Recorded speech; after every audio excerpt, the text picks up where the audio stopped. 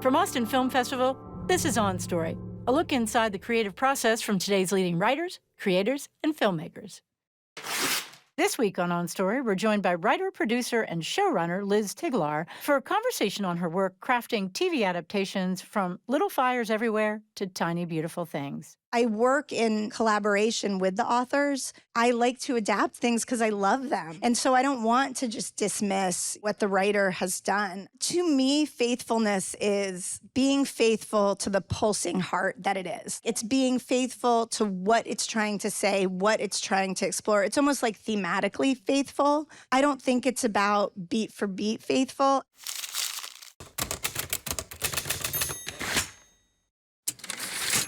Your credits read like a list of all my favorite shows ever. So you started as an assistant on Dawson's, but you became a writer for Dawson's, right? My first job when I moved to LA, I was an assistant there, and I was just like, I don't know if I was so much interested in writing or what the writers were doing. I didn't technically become a writer, but I did write a very terrible freelance episode. I always say there was this great episode of Dawson's, if anyone watched it, where it was like this Rashomon episode where like Dawson finds out about Joey and Pacey, and you're like, oh my God, this is like the best episode of Dawson's ever. And everyone's like, did you write that one? And I'm like, no, Gina Fattori wrote that one. I wrote this weird boat race episode like right after that one. True Love and Carpe Diem are neck and neck. They're fighting for the finish here. Carpe Diem is not giving any ground. In fact, Carpe Diem is not acknowledging True Love's request for serum at the mark. One of these boats doesn't veer off course here in a minute. We're gonna have a major collision. They're heading for the same spot. Are they crazy? If we got the right of way! You're gonna have to back off. I'm not getting out of his way. 2 legs, I'm not getting out of his way! What was that like, seeing your first episode on TV? I mean, amazing. It was, but I think I was so young at the time that, I mean, first of all, I thought I was gonna move to LA. Like, I was like, maybe you move to LA and it takes your whole career to do one episode of television. Like, I had no idea. So I was like, maybe that's your career. You worked really hard and you got to that one episode. So I didn't have a lot of context for it because I was still an assistant and I was given a freelance script and I co-wrote it with a writing partner at the time. And I was just so young. And so it was really exciting. You know, it was like I had an episode party and like I sent it to my parents. And, you know, it was like all the things that felt like, oh, wow.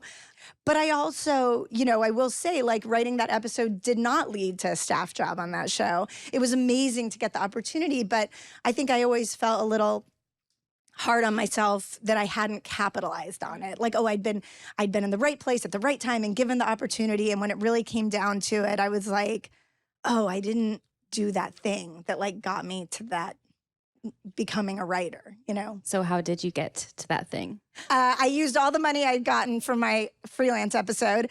And then right when I was kind of at a point of, I was about to get a job at this store called Glow, a skincare line, a skincare store in LA.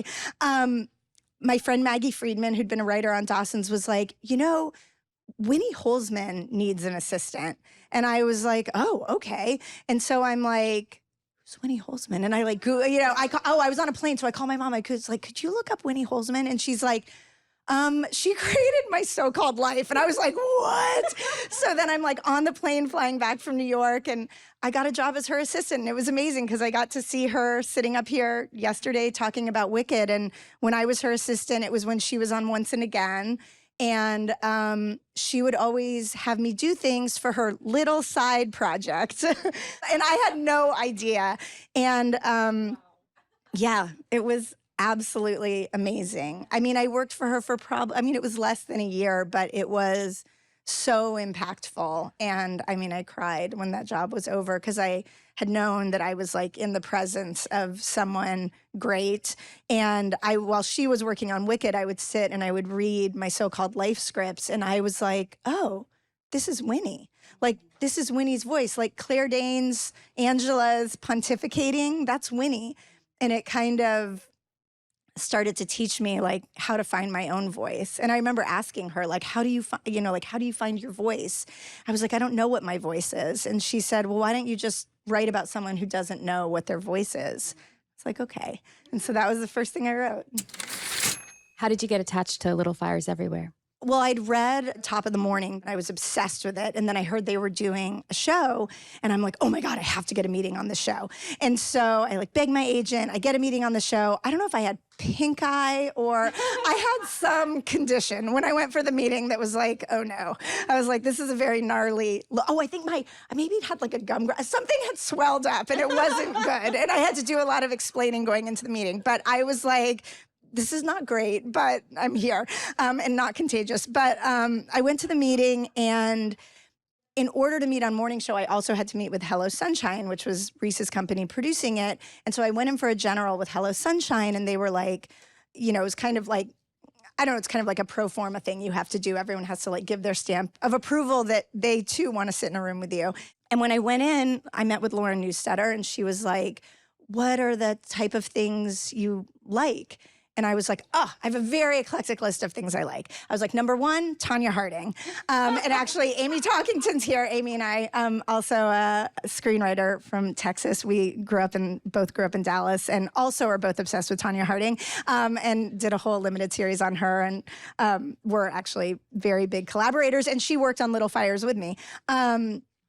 I said, I love Tanya Harding. I love like mountain climbing disaster stories or anything that's about like an adventure where they're like exploring a mother-daughter relationship, but someone might have to like gnaw off their arm or drink their own pee or, something like that. I was like, I like things about drugs. I'm like, I don't do drugs, but I like drug stories. And she was like, oh my God. And then all of a sudden, like 2 weeks later, she was like, okay, I think based on that meeting, you'll like this. She's like, there's not drugs, but there is a lot of motherhood, daughterhood stuff. No one's gnawing off an arm or anything like that. Big smiles. Everybody, pretend you like each other. Big smiles, Isabel. You were making this take forever. You look like you're at an execution, honey. Yeah, that would be way easier. What? What is the matter? What's the attitude? I don't want to go.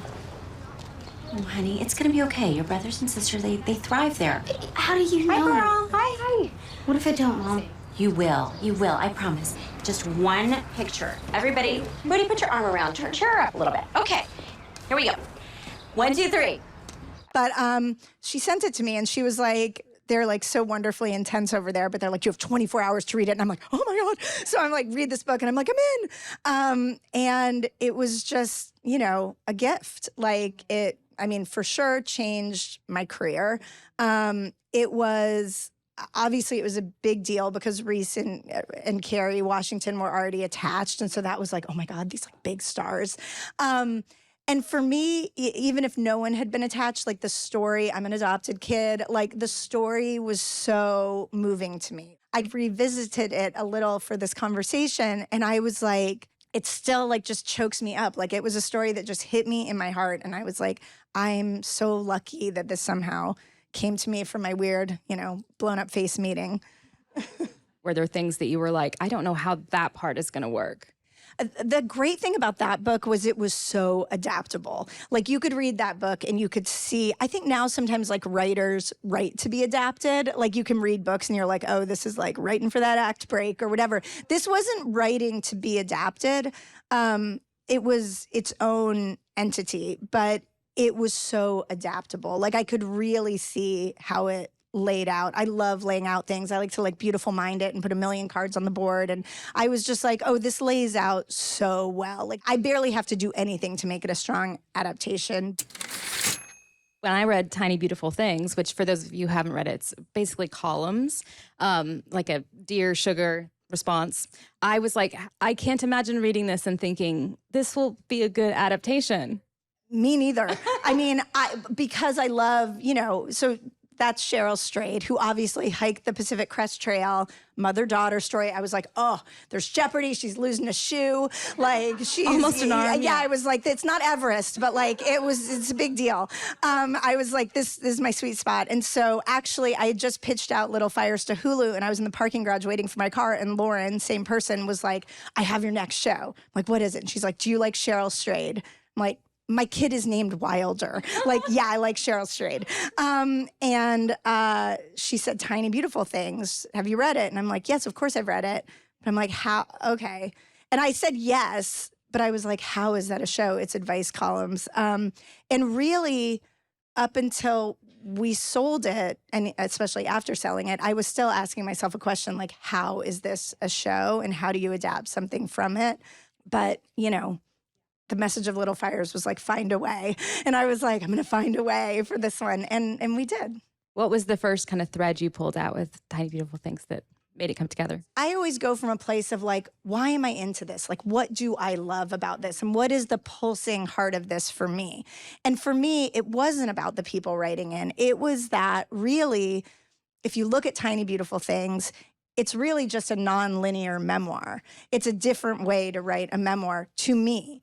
It's these little, you know, it's these responses, but really they're beautifully written short stories with a message that tell the story of Cheryl's life. And I was like, wouldn't it be cool to tell a nonlinear memoir? And what if, I think the thing that really cracked it open for me was like, okay, what if Claire, who's Cheryl's the character based on Cheryl, what if she has a totally different present life? Because Cheryl's big thing was that like hiking the PCT healed something within her. It was a journey she needed to go on, and it was ultimately a really hard journey of exploration and healing. It's like, okay, but what if she was our age now and had never been healed? What if she never had hiked to the PCT? What would her life look like? And what if whatever this show is her version of the PCT? She's not going to go on a hike, but becoming sugar, answering these columns is the thing that heals her. Another thing that cracked it open for me was like,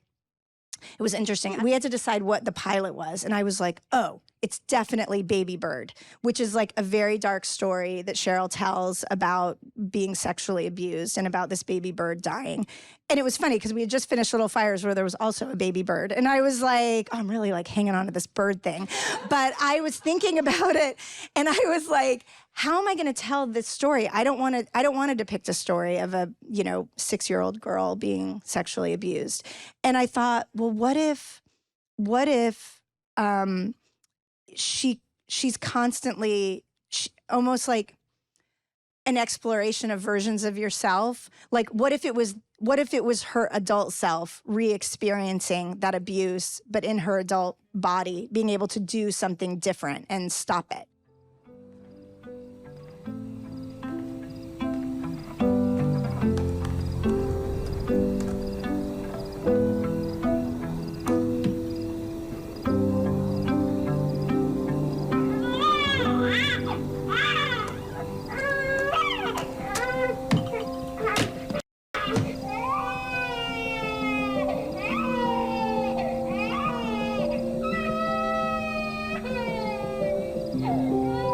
It's okay.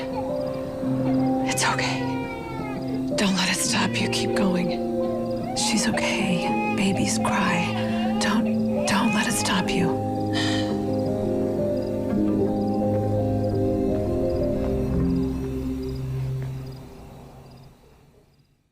And so I started thinking of like creative ways to do it, really out of just not wanting to film that and see that. And what it led to was this idea that what if the show shows all the versions, like I'm 49 right now. No, sorry, God, I'm 50. Sorry, I'm 50. Jesus, I forgot. I just turned 50. Oh my God. I haven't said that yet. I'm 50. And thank you. I was like, oh, I thought when you were 50, you would feel 50. But really what I feel is every single age I've ever been and 50. And I was like, what if in a show you could show that? Like I could be having a disagreement with my 10-year-old son or a really fun time and suddenly I could feel 10 again.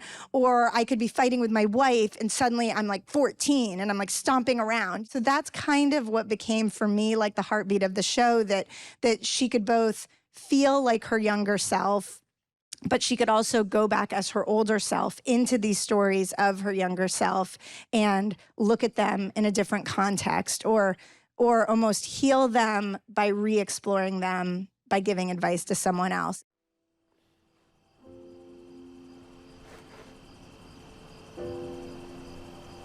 I love you. I love you too. So, Sweet Pea, here's what I say. Be brave. Be authentic. Forgive yourself. And practice saying the word love to the people you love. So when it matters the most, you will say it. What did faithfulness to the source material mean to you? Faithfulness is being faithful to the pulsing heart that it is. Like, it's being faithful to what it's trying to say, what it's trying to explore. It's almost like thematically faithful. I don't think it's about beat for beat faithful. At the same time, I want to adapt because I like to adapt things because I love them. And so I don't want to just dismiss, this what the writer has done. And I work in, collaboration with the authors, and I have a good relationship with the authors. And so I want them to be happy just because I want them to be. It wouldn't feel good otherwise. So I don't think you have to be beat by beat faithful. Certainly in Little Fires, there were ways that we made things more interwoven, that might have been disparate in the book. There was a photograph that in the book, kind of does one thing. There, maybe Josh Jackson should be the lawyer who represents. It's like, how do you bring it all in and make point A lead to point B, lead to point C? We did a lot of that. There was a lot of building of Elena's backstory mostly because we were doing Mia's backstory, and we were like, well, we're not going to do a whole episode about Mia and not do one about Elena. I'm pregnant again. I just got back and now I'm gonna be derailed again. You have money and resources, and there is no reason that you can't have another baby. Is not wanting another one a reason? Not for people like us. So, you know what I mean? And that wasn't really in the book, but we were like, there needs to be parity to these two stories, and that they each get, we explore their past equally to shed light on them as characters. So there are tons of liberties I took with Little Fires, but even, I remember having the original meeting with Celeste, and I was like, did you ever think of Izzy being gay or like struggling, not knowing if she was? And Celeste was like, yes. She was like, I thought about it. It just felt like another thing that the book was trying to tackle that I didn't have space for. And, that wasn't her story. And I was like, well, it's mine. I was like, I can tackle it. I got 8 episodes. And I think, there was so much that came out of the room that wasn't in the book. One of our writers, Attica Locke, also a Texan, who's a novelist and a screenwriter, I just remember in the room, Amy remembers it too, she said the line, you didn't make good choices, you had good choices. And like, Attica just said it. That was not in the book. And that line became like, this is what the show is. It's about someone who had good choices handed to them, who had, who started her life so far above sea level, and then somebody else who didn't have those choices. I am a good mother. Oh, really? Because in my book, a good mother puts her daughter's needs before her own. A good mother makes good choices. And she doesn't drag a child from town to town, school to school. She doesn't smoke marijuana. Just leave her daughter to fend for herself. And she really doesn't leave a baby alone in the cold in front of a fire station. You didn't make good choices. You had good choices. Options that being rich and white and entitled gave you. Again, that's the difference between you and me. I would never make this about race. Elena, you made this about race when you stood out there in the street and begged me to be your maid. This is not working out. I think this is going to be your last day. You think? You can't be so proud of where you've gotten when you were given such a leg up. And so that was a really powerful thing to come out of the writer's room. And one thing you do in Little Fires that I love is you take in the book, internal conflict that a writer can write about in third person. You somehow translate it on the screen, sometimes in a conversation, sometimes in a plot point that moves the story forward. That's like, to me, always the challenge of adaptations, because you're like, someone can go off on this whole thing in a book, and you're like, how do I articulate that? I almost feel like, Amy, this might have actually been your pitch. I almost feel like maybe we took from our Tanya Harding template. But we did these kind of privileged teasers that were seemingly outside of the story. So these kind of non-linear flashes, almost like Breaking Bad did, where, you know, and they all added up to something. I'm not comparing us to Breaking Bad. I'm just saying we kind of copied Breaking Bad a little. But just that idea that you're kind of seeing these disparate things, but they're giving you kind of insight into the story that you're going to see, or either in that episode specifically or in the overarching narrative. So that was like a great way to be able to kind of get into a character's head. And in Tiny Beautiful Things, you have really 3 stories. You got the letters, her younger story, and then Claire's present day story. How did you map that out? How did you thread that together?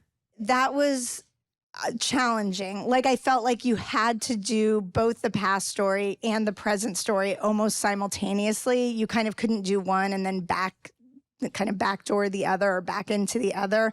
So it was challenging, but there would be moments, you know, sometimes we would get stuck. There were, I can think of a couple episodes on that show where we got like really stuck. But when we would get stuck, we would just say, Cheryl, will you tell us the story of how this really happened?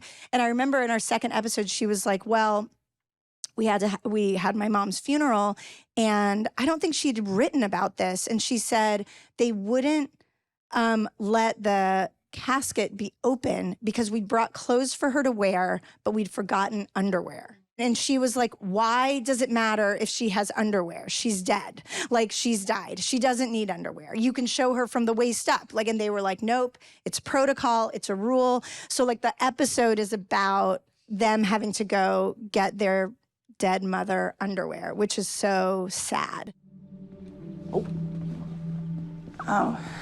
Sorry for your loss. Yeah, thank you, Joel. Sorry for you too, Lucas. Yeah. Where are your parents? I'm liaising.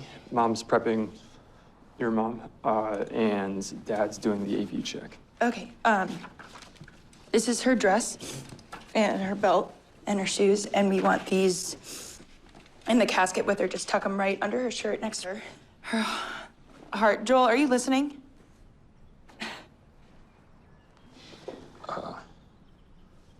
There's no underwear in here. What?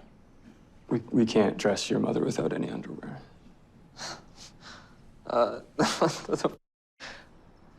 Who cares? Stop being a perv. I'm not being a perv. Wait, why would she need underwear if she's gonna be in a dress? And she has a belt. And she's in a coffin. And so once she told us that story, we were like, okay, like how in the present story could potentially like underwear thread in, even though it's a totally different story. And so we started talking about how some people say like not to wear underwear at night because like everything needs to breathe. And so we had this whole like nursing home story where this woman kept throwing off her underwear in the night. And, you know, Catherine Hahn, character, is trying to help her. Got a real gas burning fireplace. Claire, Bev's daughter is here to see you. Okay, one sec. If you notice, those are rocks. If you hear the fire alarm, that's her combusting. One second, please. Okay, I'll get you some juice in a moment. What is this about? She mentioned her mom doesn't have underwear on in the mornings, but she does have scratches. She thinks you have something to do with this. Well, that is pathological on her part, so. Apparently she has footage. Footage? Always, whenever we were stuck, we would just be like, Cheryl, tell us the story. And then she would and be like, well, we're not going to think of anything better than that. And we'd go from there. And you used voiceover. Right before my junior year of college, I married a good man whom I both loved and should not have married. Because the day I married him, there was a small, clear voice inside me that said, go. It said, go. Even though you love him, go. It was amazing because it was our way to incorporate Cheryl's writing, you know, not just her stories, but her words, like the power of her words. You've been watching On Book to TV Adaptations, a conversation with Liz Tigelaar on Story. On Story is part of a growing number of programs in Austin Film Festival's On Story project that also includes the On Story radio program, podcast, book series, and the On Story archive, accessible through the Whitliff Collections at Texas State University. To find out more about On Story and Austin Film Festival, visit onstory.tv or austinfilmfestival.com.